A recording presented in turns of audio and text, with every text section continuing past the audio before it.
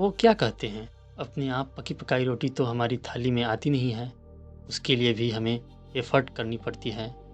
पर जब इस तरह की चीज़ें हम कुछ बड़े प्रोस्पेक्ट या कुछ बड़े प्लेटफ़ॉर्म पर करते हैं तो ज़ाहिर-सी बात है उसमें थोड़ी से और ज़्यादा की एफ़र्ट की ज़रूरत पड़ती है। पर हमें आदत होती नहीं है मेहनत करने की कि अगर मैं नहीं भी करूँगा या नहीं भी करूँगी तो काम होगा नहीं। काम तो अपने आप होना ही है, तो चिल मारते हैं। पर शायद हम भूल जाते हैं कि बूँद-बूँद से ही सागर बनता है। चलिए इसी से रिलेटेड एक रियल लाइफ़ घटना आपके साथ शेयर करना चाहता हूँ। एक बार की बात है, एक गाँव में सूखा पड़ने की वजह से गाँव के बहुत सारे लोग परेशान थे। उनकी फसलें ख़राब हो रही थीं, बच्चे भूखे प्यासे मर रहे थे, पर उन्हें समझ नहीं आ रहा था कि इस समस्या का सॉल्यूशन कैसे निकाला जाए। उसी गांव में एक बहुत ही विद्वान महात्मा रहते थे। गांव वालों ने सोचा कि उनके पास जाके सॉल्यूशन मांगते हैं। सभी लोग महात्मा के पास गए और उन्हें सारी परेशानी बहुत ही डिटेल में बताई। उनकी बातें सुनकर महात्मा ने कहा, आप सब मुझे सिर्फ 1 हफ्ते का टाइम दीजिए, फिर मैं आपको इस समस्या का सॉल्यूशन बताऊंगा।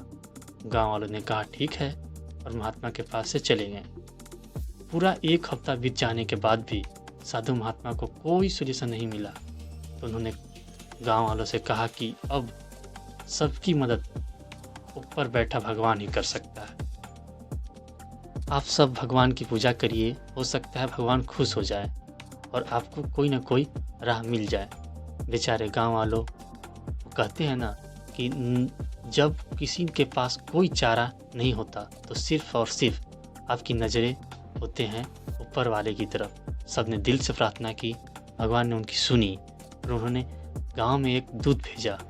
गांव में पहुंचकर उस दूत ने सभी गांव वालों से कहा कि आज रात को अगर तुम सब 1 लोटा दूध गांव के पास वाले कुएं में बिना देखे डालोगे तो कल से तुम्हारे गांव में झमाझम बारिश होगी और तुम्हारी सारी समस्याएं दूर हो जाएंगी। इतना कहकर वह दूत वहाँ से गायब हो गया। गांव वाले बड़े खुश हुए और सब लोग उस कुएं में दूध डालने के लिए तैयार हो गए। लेकिन उस गांव में एक कंजूस इंसान रहता था। उसने सोचा कि सब लोग दूध तो डालेंगे, अगर दूध के जगह 1 लोटा पानी ही डाल देता हूँ तो किसको क्या पता लगेगा, बारिश तो अपने आप हो ही जाएगी। खैर, रात में कुएं में दूध डालने के बाद सारे गांव वाले सुबह उठकर बारिश का होने का इंतज़ार करने लगे। लेकिन मौसम वैसा कि वैसा ही दिख रहा था।